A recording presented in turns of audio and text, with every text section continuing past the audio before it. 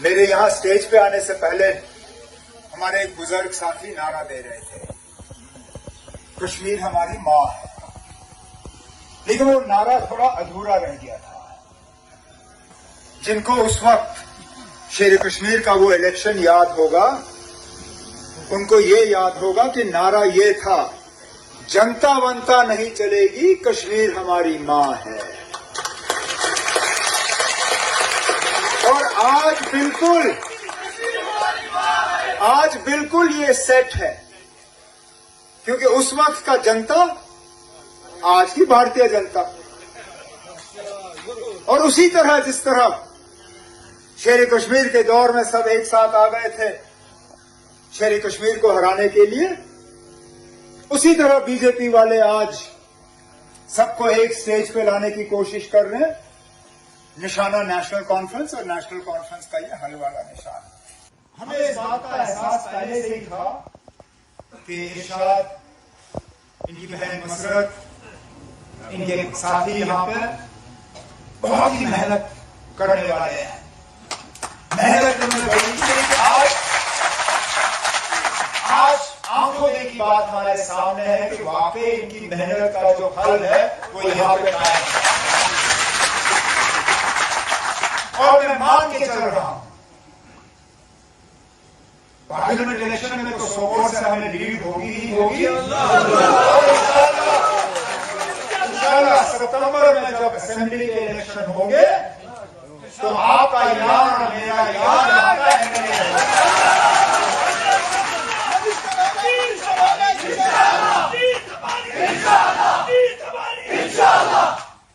100% इंशाल्लाह। उससे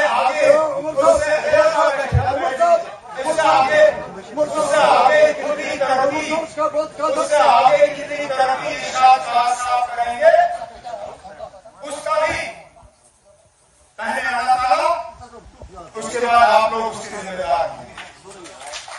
कितनी भारी अक्सरियत पार्लियामेंट में नेशनल कॉन्फ्रेंस के उम्मीदवार को आप लोग देते हो, उसके बाद कितनी भारी अक्सरियत से जनाब इरशाद कार यहां से कामयाब हो जाते हैं।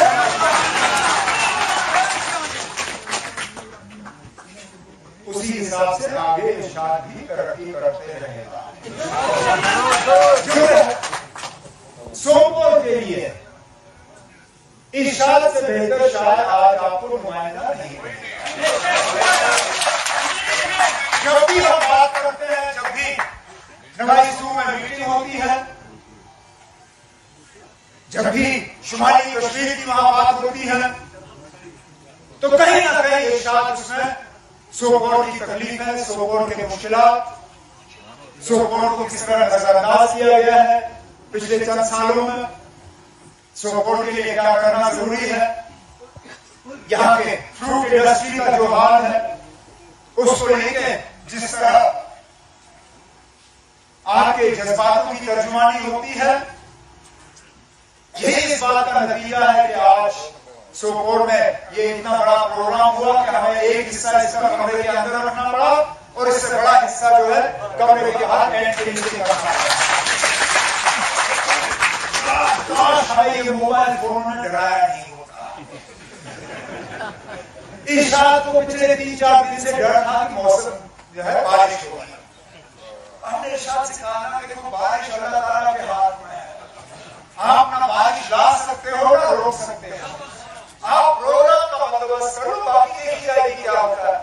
लेकिन अब फोन पे इसको कहा कि 90% बारिश की गुंजाइश है। अच्छा ठीक है, बारिश की गुंजाइश है, इसके कारण मैं टेंट भी रखूंगा, हॉल भी रखूंगा। 90% जब हमने देखा तो एक कतरा बारिश भी नहीं। ये भी एक खूबी है कि पहली बार मैंने ऐसा प्रोग्राम किया है जहां कि मैं भी एक कमरे में, तो सुनने वाले जो है उससे ज्यादा कमरे के बाहर। लेकिन सोपोर की जब हम बात करते हैं तो सोपोर के लोगों का गिला जो है वो जायज है।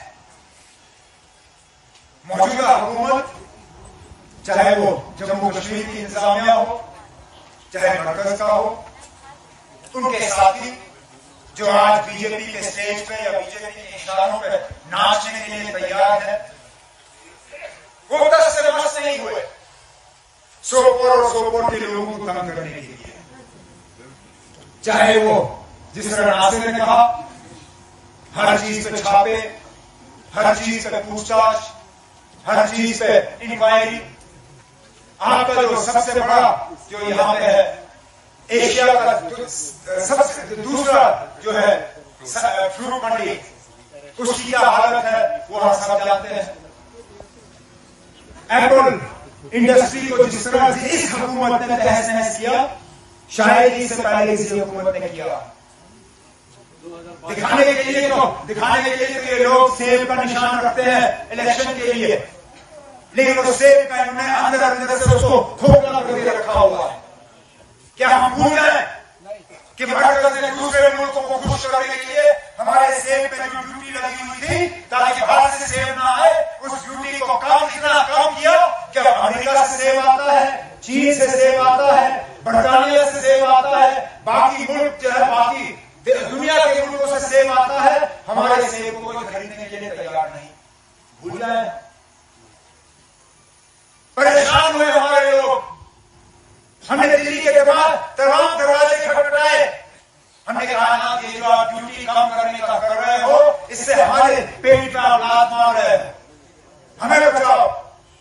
हमारे कई सारे ऐसे इलाके हैं जिनके पास मेवा के अलावा और कुछ भी नहीं है। ये लोग जो कहते हैं कि नरेंद्र मोदी जी मेरा बड़ा भाई है, अरे आप छोटे भाई होने के नाते आप दिल्ली क्यों नहीं गए? क्यों नहीं गए आप प्रधानमंत्री के पास? क्यों नहीं उनसे गुजारिश की कि बड़े भाई ये जो आप ड्यूटी कम कर रहे हो उससे मेरे गरीब जो है, मेवा से ताल्लुक रखने वाले लोग, उनके आप रोजी रोटी छीन रहे हो। उस वक्त खामोश रहे। आज इलेक्शन के दौर में यहां आएंगे और कहेंगे वो आपके बड़े हमदर्द हैं। अरे आप हमदर्दी की सबूत को तब दिखाते हम मानते। मैं भी कहता हाँ ठीक है आपने किया, उस वक्त खामोश रहे। और आज कहेंगे ना कि हम आपकी नुमाइंदगी करेंगे। नुमाइंदगी करने का वक्त तब था जब आप बात कर सकते थे, जब हमारे लोग वहां पार्लियामेंट में कह रहे थे कि ये जुल्म मत करो। जनूबी कश्मीर का एमपी हमारे जस्टिस हसनैन मसूदी साहब, उन्होंने बजट की तकरीरों में कहा कि ये ड्यूटी जो कम करना है ये यहाँ के लोगों के साथ जुल्म है।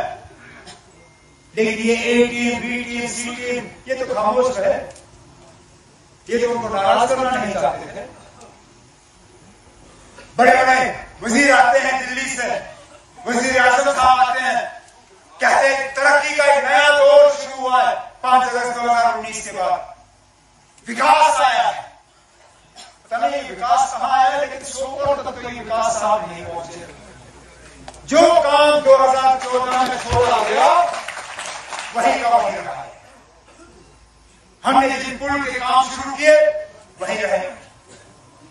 हमने जहां पे नए दफ्तर कायम करने की बात की वैसे ही छोड़ दिया। रोजगार के हिसाब से कहीं पे भी हमारे नौजवान जो है वो रोजगार के खाते में नहीं आते। हमारी गलिया से जब रेत निकालना होता है ठेका कौन लेता है? बाहर वाला।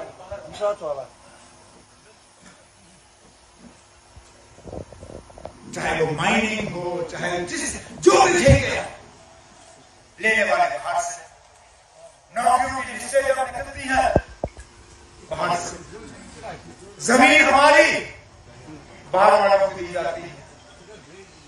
और फिर कहते हैं कि 5 अगस्त 2019 के बाद सब खुश हैं। घसीट घसीट के सरकारी मुलाजिमों को लिया गया था प्रधानमंत्री के उस जलसे में। आज छोड़िए तो यहाँ 20 मई को वोट पड़ेगी, उस दिन पता चलेगा कितना शेयर है। आज मेरे काफिला को अफसा याद आया। 10 साल हो गए इनकी हुकूमत को, है ना? आज आपको अफसा याद आया। 2011 से मैंने वजीर आला के तौर पे ये लड़ाई लड़ी कश्मीर से अब अफवाह हटाने का काम होना चाहिए। उसकी मुखालफत कहां हुई? अमित शाह साहब आप ही के साथ मंत्री बने हुए हैं आजकल, अगले 2 महीने तक, क्योंकि इस बार उनको आपने टिकट नहीं दी। जनरल वीके सिंह साहब वो चीफ ऑफ आर्मी स्टाफ थे जब मैं वजीर आला था, उनको जरा बुला के पूछिए उस वक्त अफवाह उड़ाने पे उन्होंने रोक क्यों लगाई, उन्होंने उसको सैबोटाज क्यों किया, उन्होंने क्यों कहा उस वक्त कि आर्मी ये नहीं मानेगी। आज आप लोगों को झांसा दे रहे हो कि आप अफवाह उड़ाओगे। अरे ना, अफवाह तो हम बाद में देखेंगे। मैं कहता हूं फिलहाल आप जरा हाईवे पे हमारा चलना ही आसान करिए, हम उसके लिए आपका शुक्रिया करेंगे। अफवाह हटाने को दूर की बात, पहली कॉन्वॉय के चलने के दौर पे जब हमारी गाड़ियों पे ये झंडे बरसाते हैं, जब हम ये काले काले झंडे दिखाते हैं, जब हमारी गाड़ियों को ये सड़क से उतारते हैं, खुदा कम से कम उससे आप रोक लगाइए, फिर हम मान के चलेंगे कि आप अफवाह हटाने की जो है ये उम्मीद लगाए बैठे हैं। यहां जो पकड़ टक्कर का सिलसिला चलता है, कितने सारे हमारे नौजवान आज भी जेल में हैं, इस रियासत से बाहर, उनको वापस लाने का काम करिए, उनको छोड़ने का काम करिए। और ये जो नया सिलसिला आपने शुरू किया है, एलआईटी पसंद लीडरों के बच्चों को, पोतों को, पुतियों को, उनसे अखबारों में इश्तिहार लगवाना, बिल्कुल वही दौर आप शुरू कर रहे हो जिसका हमने भी खमियाजा भुगता है। 90 के बाद जिस तरह नेशनल कॉन्फ्रेंस के वर्करों को, कांग्रेस के वर्करों को बुला के उनसे कहा जाता था कि अखबार में आप इश्तिहार निकालो कि अब आप सियासत से कुछ नहीं करेगा, आपका लेना देना नहीं होगा। और मेरे साथी, चाहे वो ब्लॉक प्रेसिडेंट हो, हल्का प्रेसिडेंट हो, वर्कर हो, वो अपनी जान बचाने के लिए अखबारों में इश्तिहार निकालते थे कि अब हमारा नेशनल कॉन्फ्रेंस से कोई लेना देना नहीं है, हम सियासत छोड़ रहे हैं। लेकिन दिल उनका नेशनल कॉन्फ्रेंस ही रहा था। वो सुबह इश्तिहार डालते थे, शाम को चोरी छुपे हमारे पास आके कहते थे इस पे मत जाओ, हम आपके साथ हैं। हमारा दिल नेशनली है। आपको क्या लगता है कि एलआईटी पसंद लीडरों के बच्चों को, पोतों को, पोतियों को आप इश्तिहार दिलवाओगे तो आप उनका दिल जीतोगे? दिल इस तरह नहीं जीता जाता, दिल डरा के धमका के नहीं जीता जाता। हमारे लोगों को उस वक्त इश्तिहार दिलवाना वो भी गलत था। और वजीर आजम साहब बार-बार कहते हैं कि दिल की दूरी, दिल्ली से दूरी वो दूर करना चाहते हैं। अगर वाकई करना चाहते हैं तो करिए शुरुआत। ये पकड़ टक्कर, मारकाट, गिरफ्तारियां, इश्तिहार दिलवाना, ये जो तकवा है, बंद करिए इसको। क्योंकि 5 अगस्त 19 के बाद लोगों की जिंदगी में कोई खास बेहतरी नहीं आई है। जम्मू कश्मीर के लोग तो परेशान नहीं है। अरे वो लोग जिन्होंने 5 अगस्त 2019 को मिठाइयां बांटी, जिन्होंने पटाखे जलाए, आज वो परेशान है। टीवी खोल के लद्दाख का हाल देखिए। वो लीडर जो 5 अगस्त 2019 को एक दूसरे को गले लगा रहे थे, कह रहे थे हम आज आजाद हो गए, कश्मीरियों की हम तानाशाही से बच गए, आज 21 दिन वो भूख हड़ताल करके जूस का गिलास कर भी लिया था। क्या कहता है? कहता है कि आज के दिनों से बेहतर तो हम कश्मीर के साथ थे, इससे अच्छा है हमें वापस जम्मू कश्मीर के साथ मिलवा दो। ये उनका हाल है आज। Jammu Kashmir national conference, Jammu Kashmir national conference, जनता वंता नहीं चलेगी, कश्मीर हमारी मां है, जनता वंता नहीं चलेगी। कश्मीर हमारी मां है।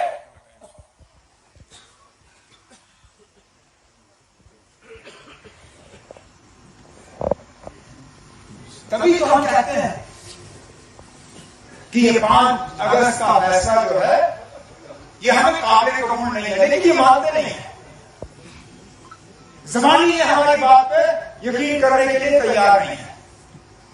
मैं जब दिल्ली में दूसरे मुल्कों के एम्बेसडरों से मिलता हूं, उनके अफसरों से मिलता हूं, वो वही बात दोहराते हैं जो मरकज की हुकूमत उनको कहती है कि कश्मीर में एक नया दौर शुरू हुआ है, तरक्की आई है, टूरिस्ट आ रहे हैं। मैं कहता हूँ टूरिस्ट कब नहीं आए थे? टूरिस्ट तो 90 से पहले भी आए थे, 96 के बाद भी आए। आज आपको टूरिस्ट नजर आ रहे हैं तो उससे क्या होगा? हम ये मान के चले कि जम्मू कश्मीर की आवाम जो है वो 5 अगस्त 2019 से मुतमईन है। इसलिए हम बार बार कहते हैं कि ये जो 20 मई को आपका इलेक्शन होना है, उम्मीदवार हम आपके सामने रखेंगे। और जैसे नासिर ने कहा, बेहतरीन से बेहतरीन उम्मीदवार जो है हम आपके सामने जो वहां तेरे बाबा मत करिए, जो जहां पार्लियामेंट जाते आपके लिए वहां लड़ने का काम करेगी। लेकिन हमें अपने वोट से साबित करना है कि 5 अगस्त 2019 को जम्मू कश्मीर के साथ जो हुआ वो हमें काबिल कबूल नहीं है। हम इसको नहीं मानते हैं। हम नहीं मानते कि आपने हमारी अंदरूनी खुदमुख्तारी खत्म की। हम नहीं मानते हैं कि आपने हमारा आईन हमसे छीना। हम नहीं मानते हैं कि आपने हमारा झंडा हमसे लिया। हमारी शनाख्त, हमारी पहचान, हमारा वकार सब कुछ छीना आपने हमसे। और इसके बाद हमें मिला क्या? कुछ नहीं। खोखले वादे, झूठे नारे, धोखा। अफसोस होता है मुझे जब पिछले दिनों में होम मिनिस्टर साहब का वो इंटरव्यू देखा। वो कहते हैं कि पहले फेक एनकाउंटर होते थे। अरे होम मिनिस्टर साहब, अगर होम मिनिस्टर रह के आपको ये मालूम था कि फेक एनकाउंटर हुए हैं जम्मू कश्मीर में, तो बताइए कहां हुए, किसने कराए? क्या वो फौज के हाथों हुए, सीआरपी के हाथों हुए, बीएसएफ के हाथों हुए, पुलिस के हाथों हुए? इंक्वायरी उठाइए, कमीशन उठाइए। ये काफी नहीं है कि आप चैनल के इंटरव्यू में कहें, आप चैनल के इंटरव्यू में कहें कि फेक एनकाउंटर होते थे। ये तो हम भी कहते थे कि जुल्म हुआ है लोगों के साथ। लेकिन हकीकत यह है कि जहां साबित हुआ है फेक एनकाउंटर, जहां उन लोगों को सजा सुनाई गई है उनकी अदालत की तरफ से, उन लोगों को छोड़ने का काम भी इसी हुकूमत ने किया। क्या हम भूल जाए कि रजौरी के वो लोग जिनको सुमैया में मारा गया था फौज के हाथों, जिनको फौज की अदालत ने गुनहगार पाया गया, उनको मौजूदा हुकूमत ने छोड़ने का काम किया या नहीं किया? जो मस्जिद फेक एनकाउंटर में गुनहगार पाए गए थे, उनके अफसरों को छोड़ने का काम इस हुकूमत ने किया या नहीं किया? ये कहते हैं कि फेक एनकाउंटर होते थे। होम मिनिस्टर साहब, हम आपसे इंक्वायरी का ऐलान सुनना चाहते हैं। हम शिकायत नहीं करेंगे इलेक्शन कोड का। हम इलेक्शन कमीशन के पास जाकर ये नहीं कहेंगे कि इन्होंने मॉरल कोड का वायलेशन किया है। हम इस्तेमाल करेंगे आपके इस ऑर्डर का। बिठाइए आज इंक्वायरी और बताइए यहां के लोगों को कौन था जिम्मेदार वो फेक एनकाउंटर की खबर आप बताएंगे, हम सुनना चाहेंगे। आज कहते हैं कि जम्मू कश्मीर पुलिस पे अब उनको भरोसा है। आज आप जानते हैं, अरे यहां 96 से फारूक अब्दुल्ला साहब की हुकूमत थी, जब गुरबचन जगत को लाया गया और एक एक करके जम्मू कश्मीर पुलिस को दोबारा खड़ा किया गया था। हम तो जम्मू कश्मीर पुलिस पर तब से भरोसा करते आए हैं, उससे पहले भी। हमें आपकी हुकूमत की इंतजार करना नहीं था। आपको आज इलेक्शन के दौर में जम्मू कश्मीर पुलिस याद आया? ये तो हमारे साथ ही तब भी थे, आज भी है, इलेक्शन के बाद भी रहेंगे। हम इन लोगों को वोट के लिए इस्तेमाल नहीं करते। लोगों के जज्बातों के साथ खिलवाड़, क्योंकि और कुछ तो है नहीं दिखाने के लिए। नया कोई प्रोजेक्ट दिखाते, नया कोई रोजगार का स्कीम दिखाते, बिजली में बेहतरी होती। अरे अभी अभी हमारी सर्दियों के महीने खत्म हो रहे, बिजली का हाल था हम सबको पता है। 8-8, 10-10 घंटे, 12-12 घंटे बिजली कट और बिजली के बिल आसमान में। नए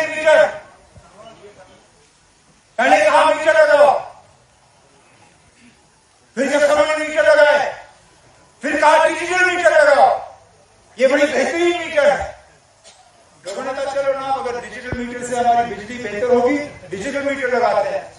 जुमा हफ्ता नहीं हुआ, कहा ये डिजिटल मीटर बकवास है, अब आप स्मार्ट मीटर ले आओ। और ये तूफान का ऐसा स्मार्ट मीटर है, इसमें पहले ही पैसा भरना होता है, पीछे से बिजली होती नहीं है, आगे से पैसा निकल गया होता है।